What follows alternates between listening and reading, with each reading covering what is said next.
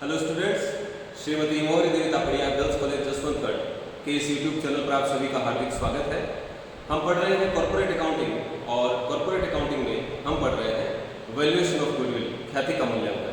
इस चैप्टर का 17वां क्वेश्चन आज की क्लास में सोल्व करेंगे। क्वेश्चन है तमोली एंड कंपनी उदयपुर का 31 मार्च 2018 का चिट्ठा निम्न प्रकार है। तो कंपनी है तमोली एंड कंपनी उदयपुर और उसका 31 मार्च 2018 का चिट्ठा यानी कि 31 मार्च 2018 की बैलेंस शीट दी हुई है। लायबिलिटी साइड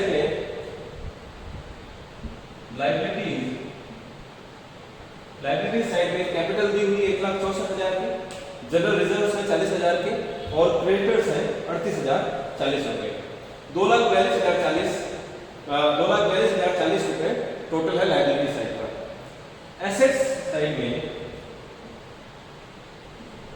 एसेट्स में लैंड एंड बिल्डिंग है 36,000 की, प्लांट है 54,000 का, इन्वेस्टमेंट है 30,000 की। तो इन्वेस्टमेंट के बारे में कुछ नहीं लिखा हुआ क्वेश्चन में कि ये जो इन्वेस्टमेंट है ये ट्रेड इन्वेस्टमेंट्स हैं या नॉन ट्रेड है, यानी कि व्यापारिक विनियोग है या गैर व्यापारिक विनियोग है। तो अगर कुछ नहीं लिखा होता क्वेश्चन में तो हम विनियोगों को गैर व्यापारिक विनियोग मानते हैं कि ये ऐसे विनियोग व्यवसाय से कहीं बाहर किए हुए हैं। स्टॉक है 26,850 का, बैंक है 75,990 और क्रेडिटर्स है 19,200 के। तो एसेट साइड का टोटल है 2,42,040 का। निम्न शुद्ध लाभ अर्जित किए गए जिनमें विनियोगों की आय 1,800 रुपए सम्मिलित है। तो पिछले 3 वर्षों के लाभ दिए गए हैं और इनके आधार पर ही हमको ख्याति का मूल्य ज्ञात करना है।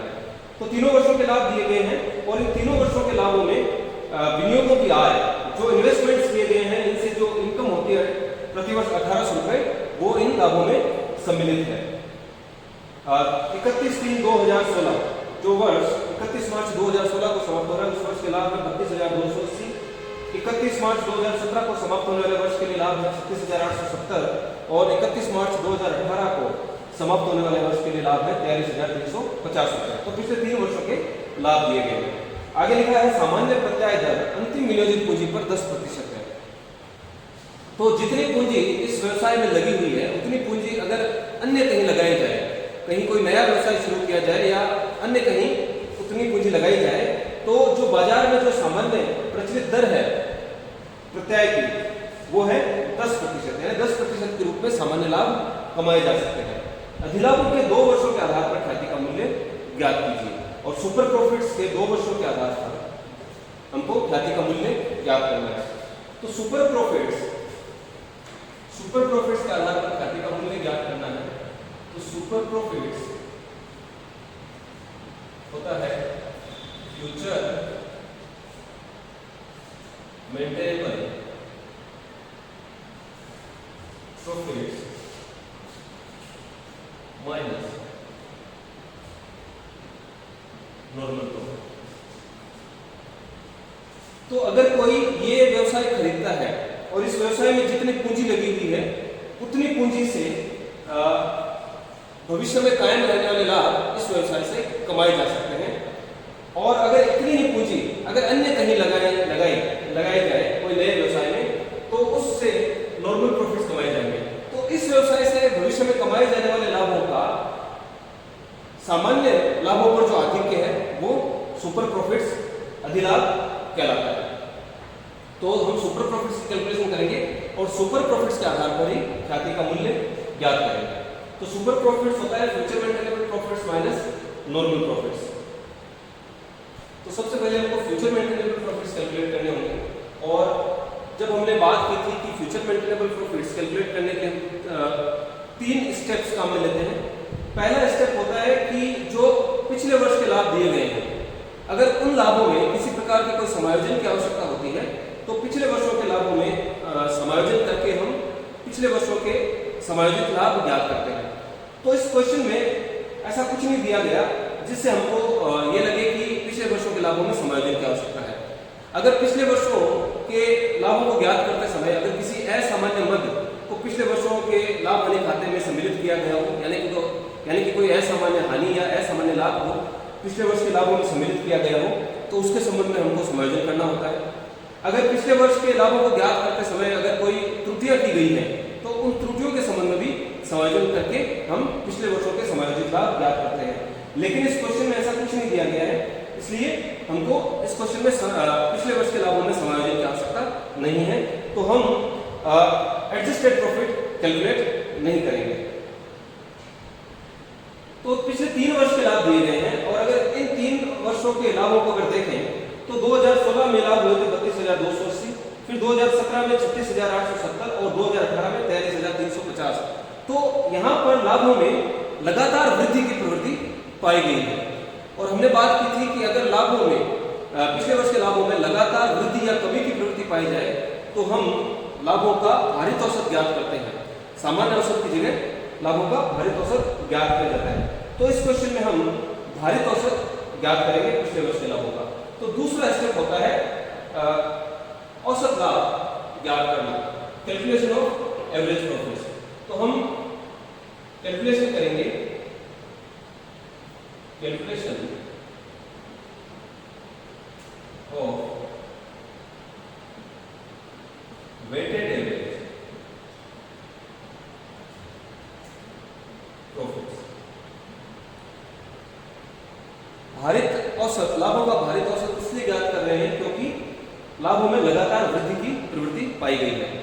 अगर पिछले वर्ष के लाभों में लगातार वृद्धि या कमी की प्रवृत्ति पाई जाए तभी हम लाभों का भारित औसत वेटेड एवरेज ज्ञात करते हैं, अन्यथा हम लाभों का सिंपल एवरेज ज्ञात करते हैं। तो वेटेड एवरेज कैलकुलेट करेंगे।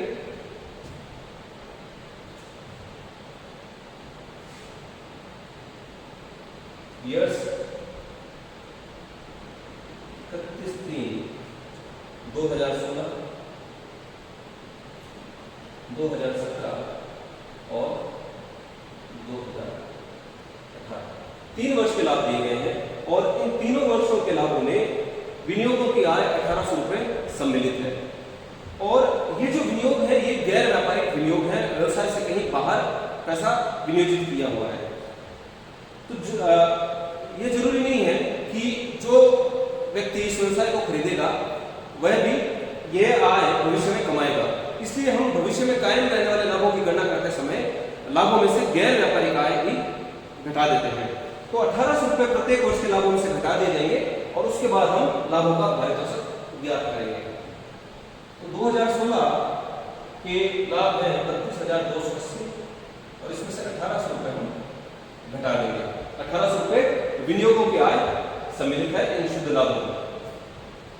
2017 के लाभ है 36,870, इसमें से भी 1800 रुपए कम कर देंगे, और 2018 का लाभ है 42,350 और इसमें से 1800 रुपए कम कर दिए जाएंगे।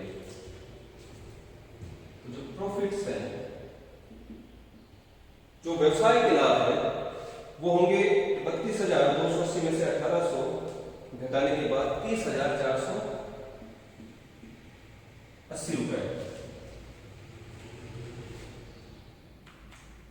36,870 में से 1800 घटाने के बाद आ जाए 35,070 रुपए, और 43,350 में से 1800 घटाने के बाद आता है 41,550 रुपए। तो तीनों वर्षों के जो व्यवसाय से जो कमाया गया लाभ है वो हमने 1800 रुपए विनियोगों की आय घटाने के बाद में ज्ञात कर लिया। अब वेटेड एवरेज ज्ञात करना है तो हमको इन तीनों वर्षों के लाभों को वेट देना पड़ेगा, भार प्रदान करना पड़ेगा। तो पहले वर्ष को हम 1 भार प्रदान करते हैं, दूसरे वर्ष को 2 और तीसरे वर्ष को 3। अगर इसके आगे भी हमको वर्षों के लाभ दिए हुए होते तो चौथे वर्ष को हम 4 वेट देते, पांचवें वर्ष को 5 वेट देते। इस प्रकार से हम इनको भार प्रदान करते हैं। और अब हम वेटेड प्रॉफिट ज्ञात करेंगे, यानी कि प्रॉफिट्स को भार से गुणा करके भारित लाभ ज्ञात किए जाएंगे, और फिर इन भारित लाभों का औसत ज्ञात किया जाएगा जो भारित औसत कहलाएगा। तो 30,480 को 1 से गुणा करने पर आता है 30,480। 35,070 को 2 से गुणा करें तो आएगा 70,140।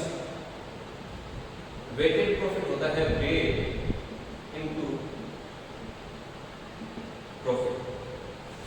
41,550 को 3 से गुणा करेंगे तो 1,24,650 और इन तीनों वर्षों के भारित लाभों का टोटल कर लिया जाएगा। 1,24,650 प्लस 70,140 प्लस 30,480 2,25,270 और इधर जो है भारों का टोटल कर लिया जाएगा 6। तो वेटेड एवरेज ज्ञात करने के लिए वेटेड प्रॉफिट में जो टोटल ऑफ वेट्स है यानी जो भारों का जो योग है उसका भाग लगाते हैं। Weighted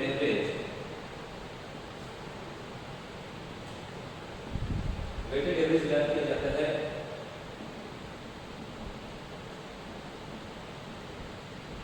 weighted profits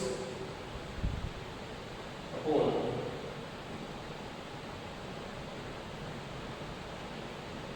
total of weights. तो वेटेड प्रॉफिट है 2,25,270 और टोटल ऑफ वेट्स है 6। तो 6 का भाग लगाएंगे तो ये आता है 37,545। तो 37,545 पिछले 3 वर्षों के लाभों का भारित औसत है। और भारित औसत हमने इसलिए ज्ञात किया क्योंकि लाभों में लगातार वृद्धि की प्रवृत्ति पाई जा रही है। तो 37,545 पिछले 3 वर्षों के लाभों के आधार पर हमने लाभों का औसत ज्ञात किया है और औसतन कितने लाभ भविष्य में कायम रहने की संभावना है। फ्यूचर मेंटेनेबल प्रॉफिट्स 37,545 है। अगर इन लाभों में भविष्य में कोई परिवर्तन होने की संभावना हो तो उन परिवर्तनों का संयोजन करने के बाद हम भविष्य में कायम रहने वाले लाभ ज्ञात करते हैं। लेकिन इस क्वेश्चन में ऐसा कुछ नहीं दिया हुआ है, इसलिए जो फ्यूचर मेंटेनेबल प्रॉफिट्स हैं वो वेटेड एवरेज प्रॉफिट्स होंगे। जो हमने लाभों का औसत ज्ञात किया है वही औसतन भविष्य में लाभ कमाए जाएंगे। तो फ्यूचर मेंटेनेबल प्रॉफिट्स हैं 37,545। अब हम नॉर्मल प्रॉफिट्स कैलकुलेट करेंगे और जो सामान्य लाभ ज्ञात करने के लिए पहले हमको अंतिम विनियोजित पूंजी ज्ञात करनी पड़ेगी। क्वेश्चन में कहा है कि अंतिम विनियोजित पूंजी पर 10% सामान्य मुद्दे की दर है।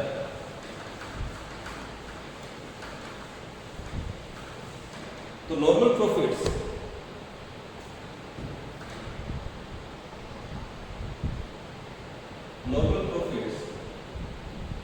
कैलकुलेट किए जाते हैं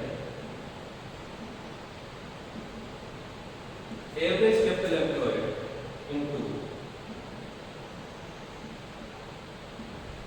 normal rate of return upon 100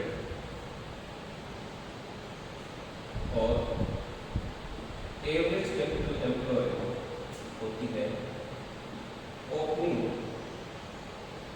capital employed plus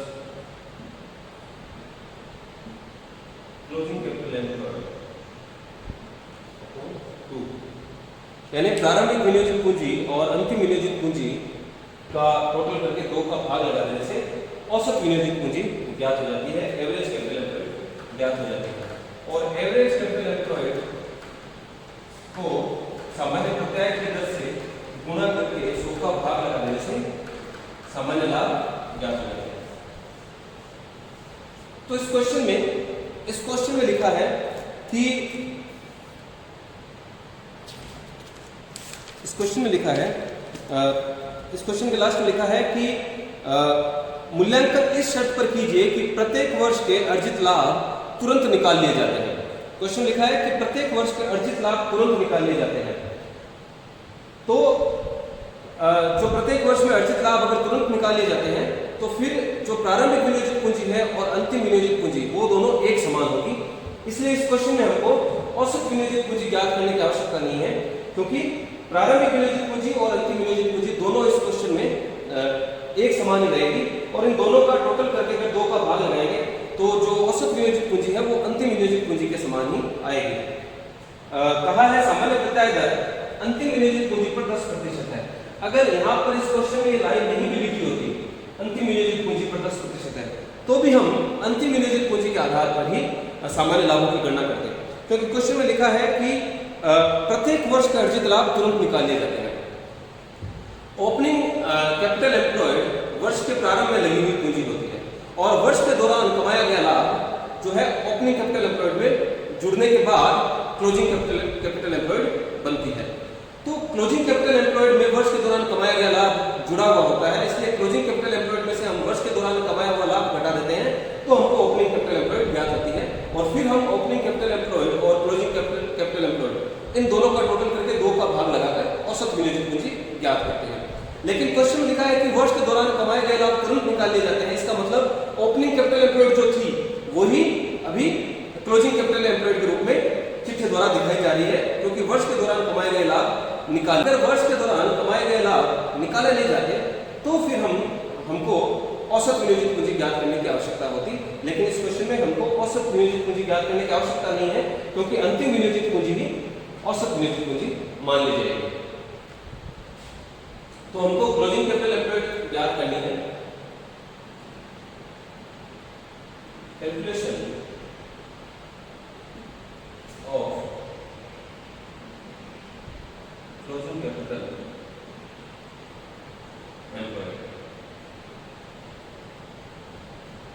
total assets minus outside liabilities closing capital employed में शामिल करते हैं।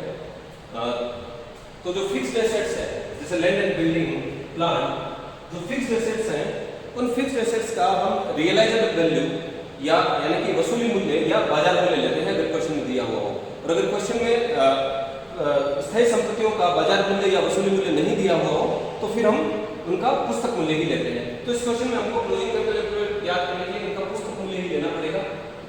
Land and building, land building है 36,000 की, प्लांट है 54,000 का। इन्वेस्टमेंट्स कैपिटल एम्प्लॉयड व्यवसाय में विनियोजित पूंजी हम ज्ञात कर रहे हैं, तो ये इन्वेस्टमेंट व्यवसाय के बाहर कहीं किए हुए हैं, इसलिए इन्वेस्टमेंट्स को हम कैपिटल एम्प्लॉयड ज्ञात करते समय शामिल नहीं करते। करंट एसेट्स को हम शामिल करते हैं जिनमें स्टॉक, बैंक और डेटर्स, और करंट एसेट्स को भी अगर कोई प्रोविजन करने की आवश्यकता हो तो उन प्रोविजंस को घटाने के बाद करंट एसेट्स दी जाती है। स्टॉक है 26,850, बैंक है 75,990 रुपए का, और डेटर्स है 19,200 रुपए की। इनका टोटल कर लेंगे, संपत्तियों का टोटल करेंगे, इनका टोटल आता है 2,12,040, और इनमें से हम आउटसाइड लायबिलिटीज घटा देंगे, और आउटसाइड लायबिलिटीज क्वेश्चन में केवल क्रेडिटर्स के रूप में है, तो क्रेडिटर्स घटा देंगे। क्रेडिटर्स है 38,040, और 2,12,040 में से 38,040 घटाने के बाद में बचता है 1,74,000। 1,74,000 ही व्यवसाय में विनियोजित पूंजी है, यानी कि व्यवसाय के मालिकों द्वारा 1,74,000 रुपए लगाए गए। अगर इतना पैसा और कहीं लगाया जाए, कोई नया व्यवसाय शुरू किया जाए इसी प्रकार का, तो बाजार में जो सामान्य प्रचलित दर है 10%, उससे सामान्य लाभ कमाए जा सकेंगे। तो एवरेज कैपिटल एम्प्लॉयड की जगह हम क्लोजिंग कैपिटल एम्प्लॉयड देंगे। 1,74,000 पर 10% के हिसाब से 17,400 रुपए सामान्य लाभ कमाया जा सकता है। तो जितना पैसा इस व्यवसाय में लगा हुआ है उतनी पूंजी अन्यत्र कहीं लगाकर कोई नया व्यवसाय प्रारंभ करके या अन्य कहीं विनियोग करके 10% के हिसाब से 17,400 सामान्य लाभ कमाए जा सकते हैं। लेकिन अगर यही व्यवसाय खरीदा जाए तो 1,74,000 रुपए इस व्यवसाय में विनियोजित करने से या करके भविष्य में इस व्यवसाय से 37,545 रुपए कमाए जा सकते हैं प्रति वर्ष। तो 37,545 में से 17,400 अगर माइनस करें तो आता है 20,145 और 20,145 सुपर प्रॉफिट्स है। और इन सुपर प्रॉफिट्स का कारण है पुराने व्यवसाय की ख्याति। अधिलाभों के 2 वर्षों के आधार पर ख्याति का मूल्य ज्ञात करना है। तो वैल्यू ऑफ गुडविल